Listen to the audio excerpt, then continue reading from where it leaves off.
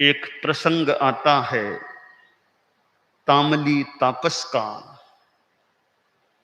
उस संदर्भ में भगवती सूत्र में बताया गया है, तेनम कालेनम तेनम समयेनम इहेव जम्बुद्दीवे दीवे भारहे वासे तामलित्ति नामम नैरी होता वन्नव। एक बार भगवान महावीर विराजमान थे और एक दिव्य शक्ति उपस्थित हुई।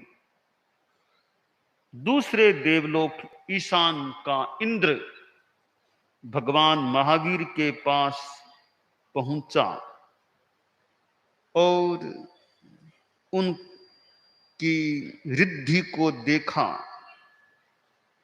तो गौतम स्वामी ने भगवान महावीर से जिज्ञासा की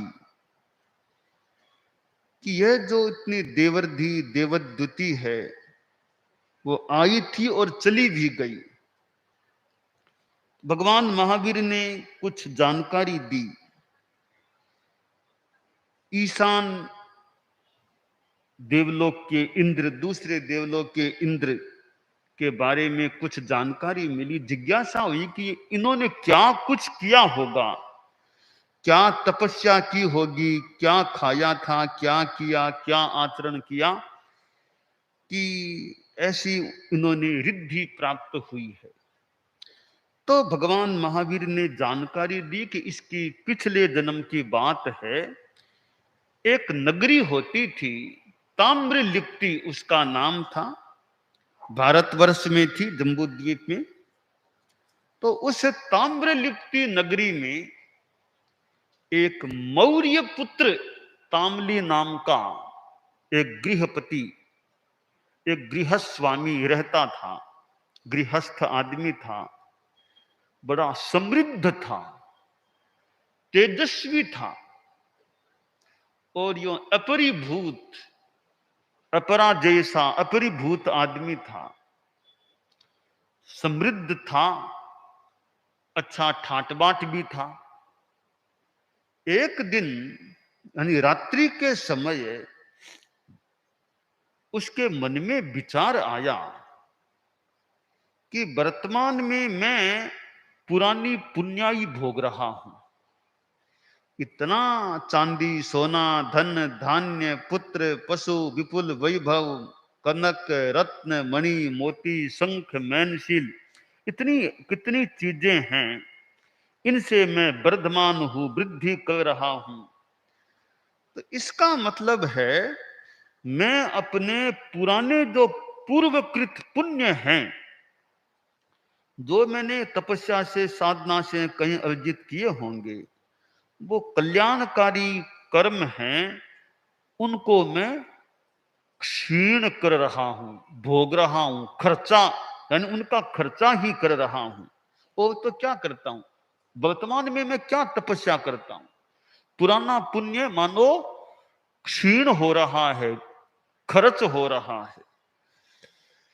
तो अब मुझे इस जन्म में भी कुछ मैं करूं, तपस्या करूं, साधना करूं और अपने परिवार की जिम्मेवारी बड़े बेटे को सौंप दूं और मैं अपनी साधना में लगूं, सन्यासी का रूप धारण कर लूं। उसने वैसा किया, स्वजन आदि को बुलाया कर करा के अपने बड़े बेटे को परिवार का मुखिया नियुक्त कर दिया, स्थापित कर दिया और खुद तापस बन गया। प्राणामा प्रवृज्या यानी प्राणामा नाम की प्रवृज्या संन्यास साधना उसको स्वीकार कर लिया और साथ में अभिग्रह किया है, संकल्प किया है कि मैं जीवन भर बेले बेले की तपस्या करता रहूंगा, बेले बेले पालना करूंगा। और पालना करूंगा तो कैसे करूंगा, पालना बहुत पालना में अत्यंत संयम, अत्यंत संयम क्या कि मैं केवल चावल खाऊंगा, केवल चावल। चावल जो भिक्षा में मिलेंगे वो भी सीधे नहीं खाना, 21 बार पानी से धोने के बाद उनको, यानी उनका थोड़ा सार निकल जाए, ऐसे निस्सार से चावल 21 बार पानी से धो करके फिर वो पालने के रूप में उस दिन खाऊंगा। इतना संयम खाने का बेला तो है ही है, पालने में इतना भयंकर खाद्य संयम।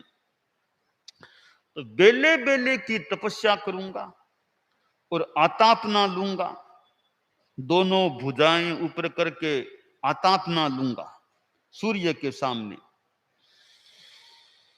और आतापना के बाद फिर मैं भिक्षा के लिए जाकर जो भी अपनी जो मिलेगा चावल वो ग्रहण करूंगा और उसको 21 बार धोकर वो ऐसे आहार करना, वो क्रम उसने शुरू कर दिया।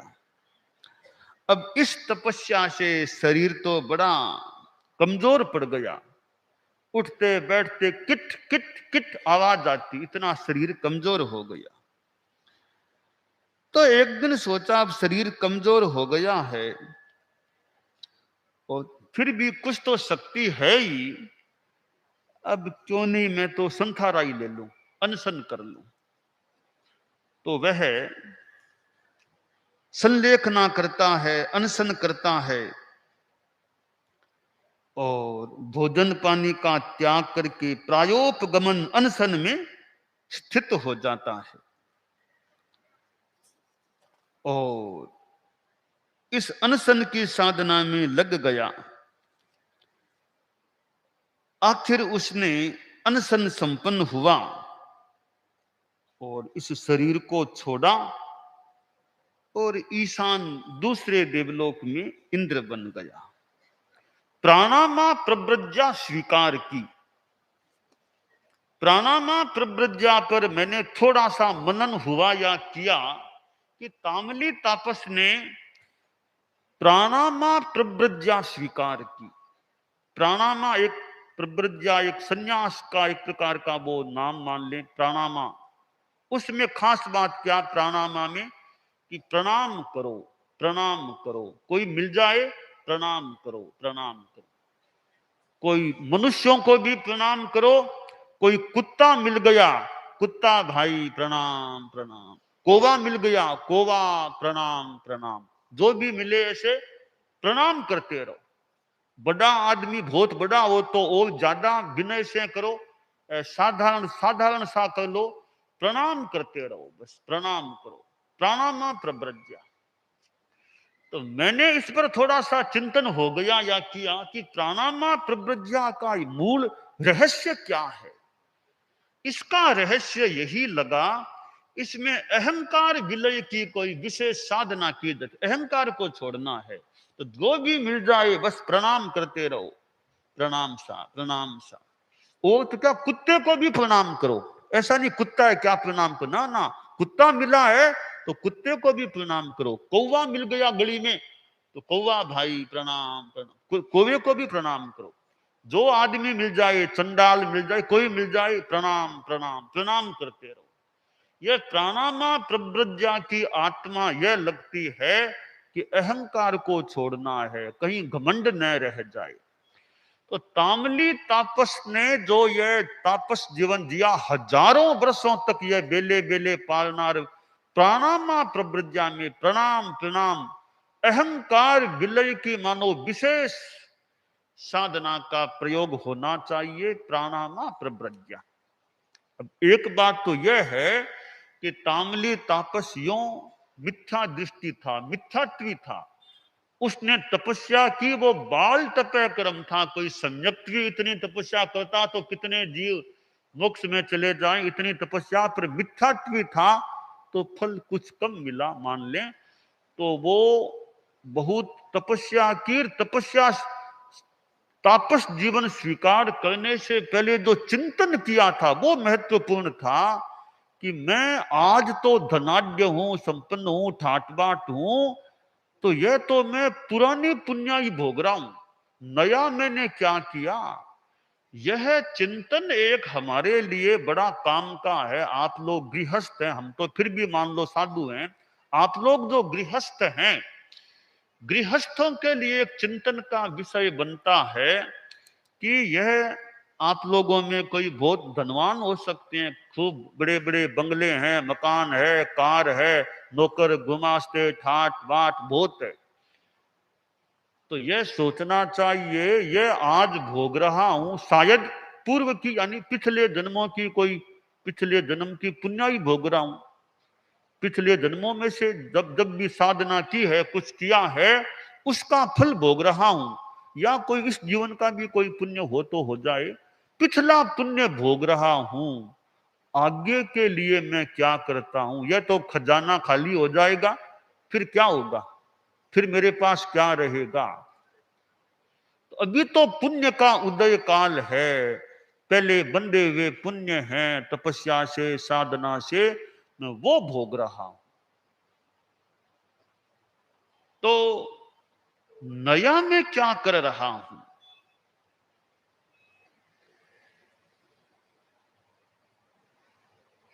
यह चिंतन आदमी को आगे के लिए कुछ करने का दिशा निर्देश दे सकता है। तो तामली तापस एक प्रकार से एक उदाहरण है, एग्जाम्पल है कि उसने सोचा कि मैं पुराना भोग रहा हूं, आगे के लिए क्या करता हूं, और भावना जागीर, परिवार को छोड़ा, घर की जिम्मेवारी बड़े बेटे को सौंपी, खुद सन्यासी तापस बन गया। तो पहली बात इस प्रसंग में यह है कि चिंतन करना कि पुराना पुण्य ही भोग रहा हूं, आगे के लिए क्या कर रहा हूं, क्या कर सकता हूं, यह एक चिंतन का सुंदर विषय है। इसी से जुड़ी हुई बात है कि पुण्य तो फिर भी छोटी बात है, पुण्य मूल बात है आत्मा के लिए क्या करता हूं, मोक्ष की दृष्टि से मैं क्या करता हूं, यह चिंतन।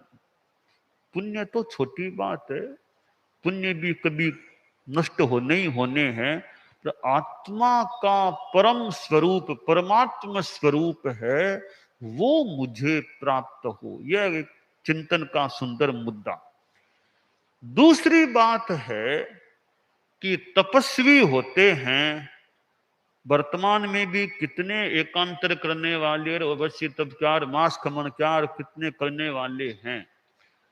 तो तपस्वियों में एक कोई ऊंचा उदाहरण है तो तामली तापस है कि बेले बेले तो पालना है ही है, बेले बेले के पालने में केवल चावल चावल भी 21 बार पानी से धोकर खाना, कितना फिर मिलता है शरीर को। तो तपस्वियों में कोई सिरमोड़ तपस्वी कहना हो संभवतः, तो आगम के हम संदर्भों में देखें तो ये तामली तापस था। तपस्वियों में तो सिरमौर कह दें कि बड़ा तपस्वी कह दें, ऐसा आदमी था। आज तो कौन मिलेगा कि बेले बेले पालना करता हूं बरसों बरसों तक, और केवल चावल वो भी 21 बार धोकर खाता हूं, ऐसा कोई है क्या पता नहीं वर्तमान के तपस्वियों में। हालांकि तपस्या करते हैं वो भी बहुत अच्छी बात ही है, तो तामली तापस का जमाना भी थोड़ा वो पुराना जमाना था, उसका मनोबल भी मजबूत रहा होगा कि हजारों वर्षों तक बेले बेले की तपस्या की थी। साथ में आतापना लेना, तो आगम में आतापना की बात भी आती है कि ये तपस्या और साथ में आतापना, ये कुछ प्रयोग हैं। इतनी तपस्या और आतापना, इनसे कोई लब्धियां सिद्धियां भी प्राप्त हो सकती हैं, परंतु कोई ज्यादा महत्व नहीं है लब्धियों का सिद्धियों का। सबसे बड़ी लब्धि यही है कि आत्मा निर्मल बन जाए, इससे बड़ी कोई सिद्धि दुनिया में नहीं है। भले तेजो लब्धि मिल जाए, कुछ भी मिल जाए, आसाधना किसी की न हो, पर ये लब्धियां छोटी हैं। सबसे बड़ी लब्धि कह दो, उपलब्धि कह दो, वो है आत्मा की निर्मलता और मोक्ष की प्राप्ति हो जाना। तो भगवती सूत्र में यह जो तामली तापस जो मरकर के दूसरे देवलोक का इंद्र बना था, हालांकि अन्य देवों ने भी प्रयास किया कि हमारे इंद्र बन जाएं। जो भवनपतियों में बलिचंसा राजधानी है, वहां के देव देवियां उन्होंने सोचा रे हमारे यहाँ इंद्र का स्थान खाली हो गया तो ताम्ली तापस बहुत अच्छा तपस्वी है, वो हमारा इंद्र मृत्यु के बाद बन जाए। ताम्ली तापस को निवेदन भी किया, आप निदान कर लो, संकल्प कर लो कि आप मर करके हमारे यहाँ हमारे इंद्र बनोगे। ताम्ली तापस ने आदर नहीं दिया उन देवियों की बात को। आखिर वह मर करके ऊंचे, यानी बलिचंचा की तुलना में तो बहुत ऊंचा है दूसरा देवलोक, वहां का भी इंद्र का स्थान खाली था, तो वहां जाकर इंद्र बन गया। बलिचंचा के जो वो देव शक्तियां थी, उनको गुस्सा आया कि हमारी बात नहीं मानी, हमारे इंद्र नहीं बने, वहां बन गए हैं। तो वे मनुष्य लोक में आकर के ताम्ली तापस के शरीर की बहुत अवहेलना की, थूकनार, घसीटनार, बहुत दुर्व्यवहार किया डेड बॉडी के साथ। फिर आखिर दूसरे देवलोक में जानकारी मिली रे ऐसा करते हैं, वो इंद्र भी फिर कुपित हो गए। खैर, हम ये थोड़ी सी द्वेष की बात कर दें, कुछ भी बात कर दें, सारांश की बात यह है कि वह दूसरे देवलोक का इंद्र बना, मिथ्या दृष्टि था, बाल तपस्वी था, परंतु तपस्या की तो मिथ्या दृष्टि भी क्यों न हो, तपस्या का फल तो मिलेगा। उसको इतना फल मिला तो हमें एक तो चिंतन का विषय मिलता है कि आगे के लिए सोचो, आगे क्या होगा। अभी तो पिछली पुण्याई मान लो भोग रहे हैं, आगे के लिए क्या कर रहे हैं, तो आगे के बारे में सोचना। दूसरी बात है तपस्या जो कर सके, अनेक आयाम है साधना की, स्वाध्याय भी है, सेवा भी है, तो जरूरी नहीं है तपस्या ही करना। हमारे संत लोग हैं अभी छोटे हैं, तो अभी ज्ञान करो, स्वाध्याय करो, तपस्या नहीं, कोई बात नहीं, स्वाध्याय करो और या सेवा में लगो। फिर मौका आए, मौका लगे तो तपस्या भी कर सकते हो। तो प्राणामा प्रव्रज्या को स्वीकार किया। खैर, प्राणामा प्रव्रज्या पर तो फिर भी कुछ आपत्ति निष्पत्ति कोई बात हो सकती है, परंतु इसका सारांश आत्मा मूल यह लग रही है कि अहंकार विलय की साधना करना। प्रणाम करो ताकि अहंकार छूटता जाए। वैसे सिद्धांततः साधु को नमस्कार करना तो एकदम निर्वध्य है, बाकी व्यवहार हो सकता है, परंतु अहंकार का विलय जहां भी हो जाए, वो अहंकार का विलय होना तो अपने आप में एक बढ़िया बात ही हो सकती है। तो साधना के अनेक प्रयोग हैं, अनेक तरीके हैं। हम जैन शासन में साधना कर रहे हैं, हम तो जैन शासन की प्रव्रज्या से दीक्षित हैं। हम लोग जो साधु समुदाय के हैं, हमने तो जैन शासन की यह मुनि दीक्षा या साध्वी दीक्षा एक ही बात है, मुनि साध्वी, निर्ग्रंथ दीक्षा स्वीकार की है, जिसमें सर्व सावध्य योग का त्याग किया जाता है। 3 कर्ण 3 योग से। जो आप लोग गृहस्थ जो जैन शासन में श्रावक हैं, श्रमणोपासक हैं, आपने जैन शासन की मानो श्रावकत्व की स्थिति को जिन्होंने भी स्वीकार किया है, उन्होंने स्वीकार किया है। तो श्रावकत्व में भी साधना करते करते उन्नति हो सकती है कि श्रावक है वो श्रावक धर्म के प्रति तो जागरूक रहे कि और ज्यादा कैसे त्याग तपस्या बढ़े, जितना हो सके अच्छी साधना करें, सामायिक करें, संवर करें, पौषद करें, बेला तेला जो कर सके वो करें, सुमंगल साधना करें और आगे बढ़े। 12 व्रतों से भी ऊंची साधना संभवतः सुमंगल साधना है। अनेक हमारे श्रावक श्राविकाओं ने सुमंगल साधना को स्वीकार भी किया है। और भी आगे अनेक श्रावक की 11 प्रतिमा की भी बात है। अनेक हमारे एक से अधिक मान लो श्रावक भी श्रावक की प्रतिमा की भी साधना करते हैं। हमारे दिल्ली वो फरीदाबाद धनराज जी वैद हैं राजल देसर के, तो संभवतः फरीदाबाद में रहते होंगे, दिल्ली फरीदाबाद जहां भी वो प्रतिमा की साधना में, तो प्रतिमा की साधना भी हमारे आगम में जिसका वर्णन है, श्रावक उपासक की प्रतिमा की साधना वो विधि है। इतना महीना यो त्याग और साधना करनी होती है। और भी हमारे पूर्ण करें, कुछ कमी रखें अलग बात है, और भी श्रावक हैं हमारे बॉम्बे में भी वो डालचंद जी कोठारी हैं, अब जितनी बढ़िया करें उतने बढ़िया है, बीच में कहीं भंगा न हो तो और बढ़िया बात होती है। तो 11 प्रतिमा की साधना बहुत कम, रेयरली जो की जाती रही है, उनमें वर्तमान में भी कुछ हमारे श्रावक वो प्रतिमा की साधना भी कर रहे हैं। हाँ, वो जो भी करें उनका कल्याण मान के चलें। तो यह अनेक प्रकार का क्रम श्रावक के जीवन में भी हो सकता है। तो मूल बात है कैसे आत्मा संयम तप की दिशा में आगे बढ़े, मोक्ष की दिशा में आगे बढ़े। तो तांगली तापस के जीवन से हमें प्रेरणा मिल सकती है। पहली बात कि केवल पिछली पुण्याई को भोग रहा हूं या आगे के लिए क्या करता हूं वो चिंतन।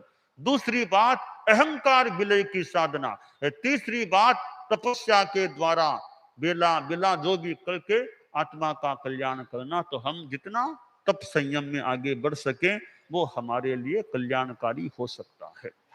दानान शिष्ठम अभय पयाणम सच्चे सुया अणवज्जं वयंती कविसुया उत्तम बम्बचेरम लोगुत्तमे समणेनाय पुत्ते।